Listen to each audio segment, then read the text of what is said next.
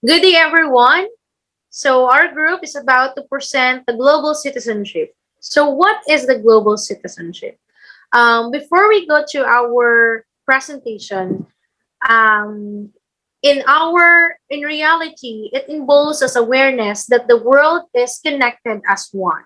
So, imagine as an individual person, or okay, individual people that who made the world or who made make up the world are also connected with citizenship of the world's humanity. So rapid globalization has brought the world's closer exchange between countries are more frequent, right? So global citizenship, as there is no widely accepted definition of global citizenship, oftentimes educators use this term loosely. Having been derived from the word city, the term citizenship tends to suggest allegiance to one's own country or state.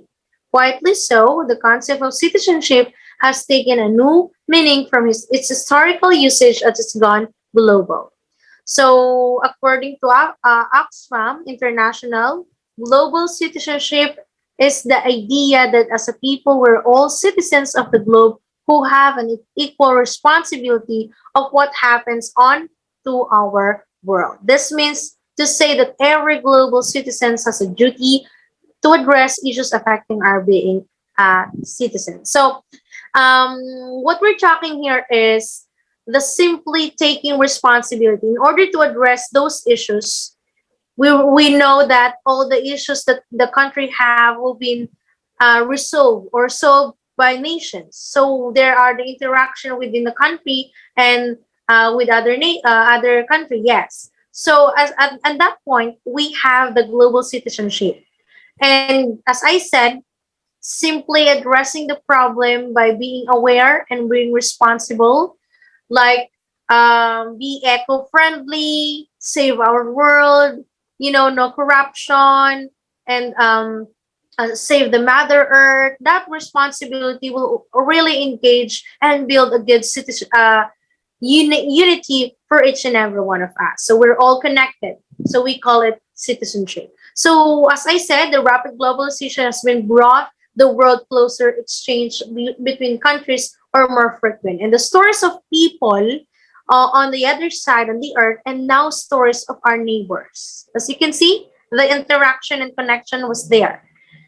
So we have the salient features of global citizenship. First, we have global citizenship as a choice and a way of thinking. Yes, it was true that if you are aware, if you choose or you've decided to do something that will help to make up the world, you're connected with it, and we can call you one of individual being connected with the world's makeup. So you're a citizen right there.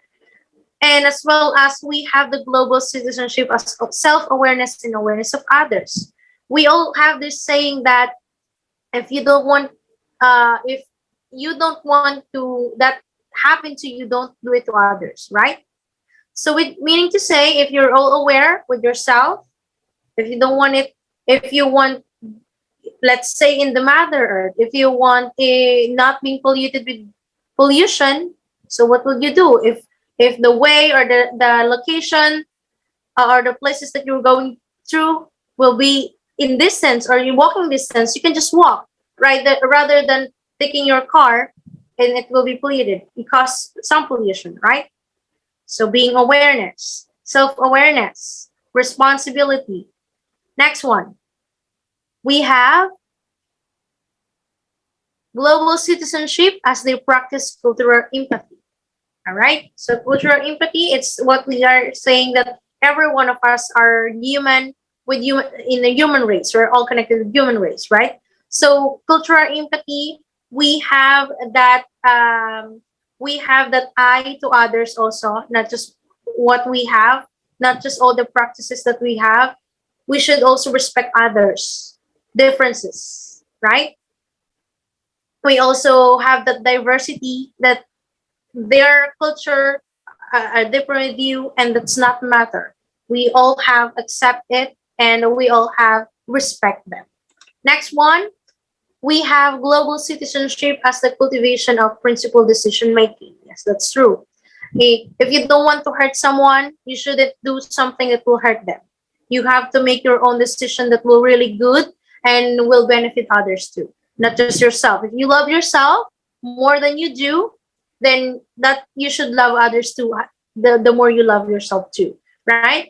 Okay. So the global citizenship as participation in the social and political life of one's community. Okay, as we can see also in the community, we have those political um, officers, officials, right? They can make one decision if not the community, if the community will not be benefited, right? So in this part, in the global citizenship, it really helped us not to be selfish, but not rather also be not to be selfless, but to be responsible and be diversified, right? Okay. So Citizenship and globalization. Global citizenship does not necessitate a single mindset of a specific value as a result of globalization. We must remember that the globalization is not a single phenomenon. Rather, there are many globalizations, and multiple globalization are going to have diverse futures.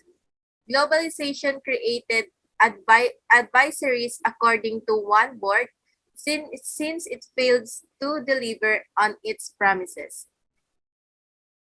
The so-called bottom billion has been disenfranchised due to a lack infrastructure. Globalization opponents blame either westernization or global capitalism is a result of globalization is viewed as a threat, particular when it comes to global economic and global governance.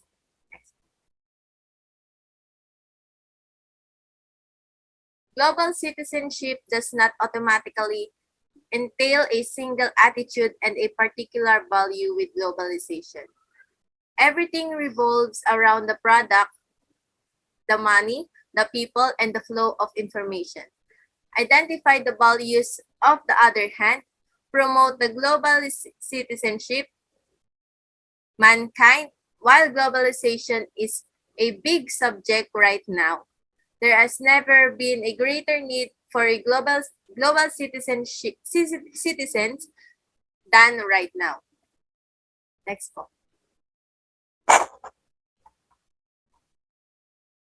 Global citizenship and globalization. We must remember that globalization is not a single phenomenon, rather there are many globalizations. There are bound to be a multiple futures for multiple globalizations. These globalizations create enemies because of according to one board view globalization failed to deliver its promises. Mahalagang matanto ng globalization ay hindi isang kababalaghan, sa halip ito ay isang koleksyon ng mga ito. Walang dudang napakaraming hinaharap para sa iba't ibang globalisasyon at dahil sa isang malawak na pananaw, hindi naihati ng globalisasyon ang pangakong ito at ang mga globalisasyon na ito ay lumikha ng isang kalaban. Next.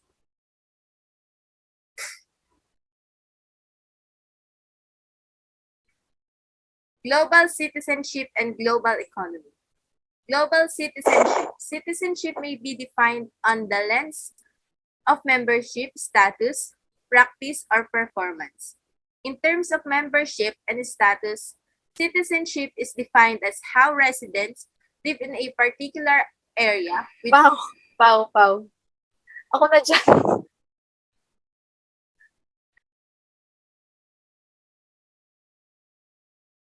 So global citizenship and global economy.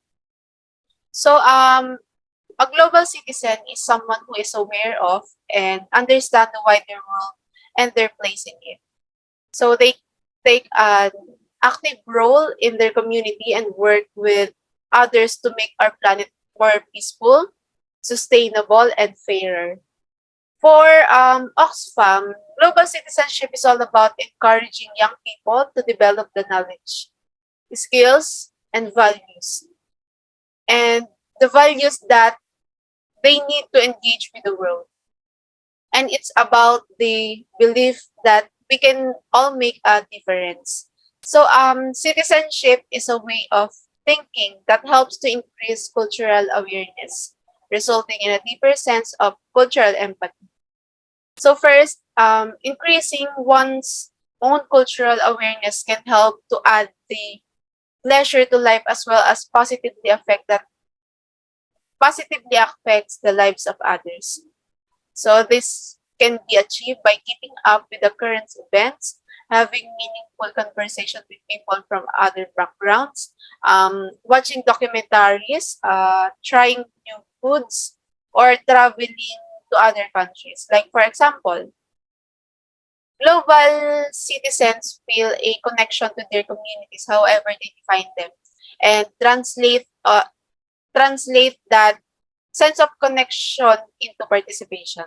So participation can take the form of making responsible personal choices such as limiting fossil fuel consumption, voting, volunteering, advocacy, and political activism.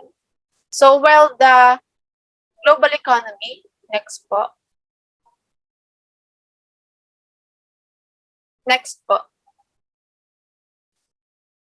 while the global economy po,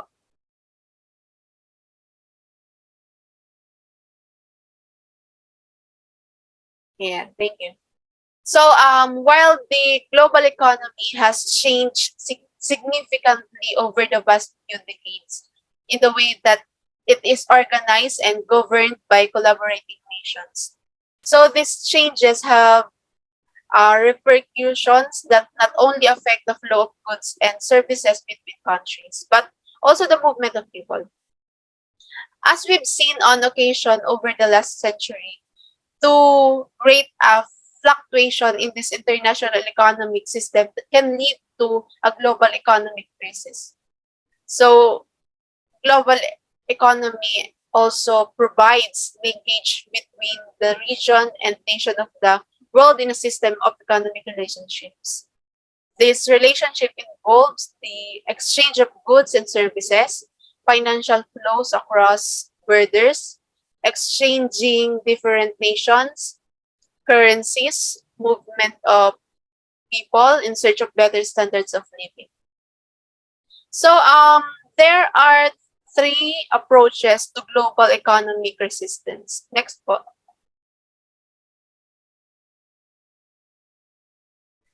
Ayan. There are three approaches to global economic resistance. So the first one is protectionism involves the systematic government intervention in foreign trade through tariffs. So protectionism policy of protecting domestic industries against foreign competition by means of tariffs, subsidies, import quotas, or other restrictions or handicap placed on the imports of foreign competitors. So protectionism refers to government policies that restrict international trade to help domestic industries. Next po. The second is non-tariff barriers in order to encourage just domestic producers. So in international business, tariffs barriers are related taxes imposed by government to control import or export of one or more products with a particular country. And the non-tariff barriers are government policies and actions other than tariff barriers. And some countries adopt an inward-looking approach to foreign trade. Next po. And the last one is deter their foreign competitors. So in globalization, it is relates to helping the bottom million, increasing aid is only one of the many measures that is required. So although there exists a widespread consensus regarding its inefficiency, trade protectionism is still popular since it shields the domestic economy from system shocks.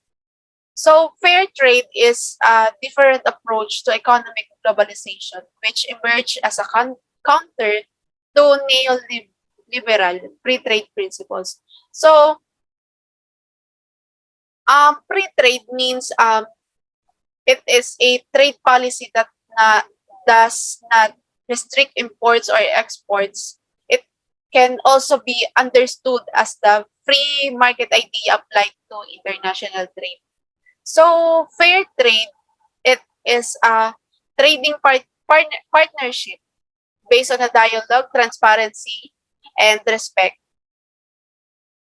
that seeks greater equity in international trade. And it also contributes to sustainable development by offering better trading conditions to securing the rights of marginalized producer and or end workers.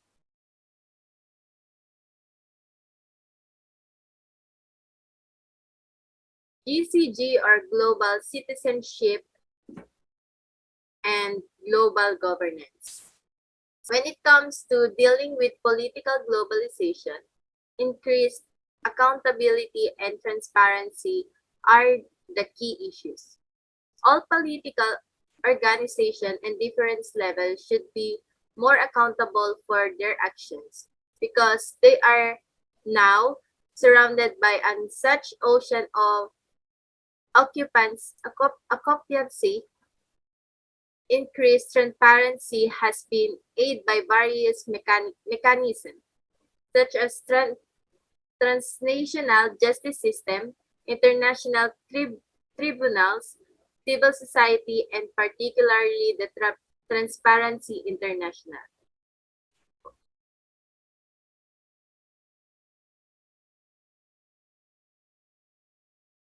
Like globalization, governance resistance to globalization is multiple, complex, contradictory, and ambiguous. This movement is also the potential of emerge as the new public sphere, which may uphold progressive values such as autonomy, democracy, peace, ecological sustainability, and social justice. These forces of resistance are produced of globalization and can be seen as globalization from below. Next.